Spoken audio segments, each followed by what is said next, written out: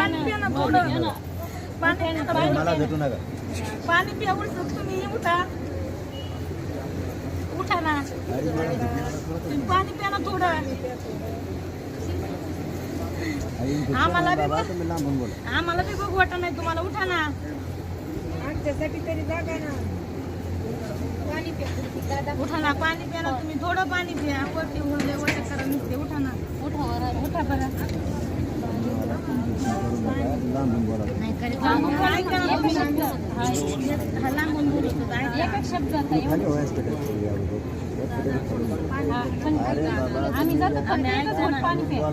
खालून खालून या खालून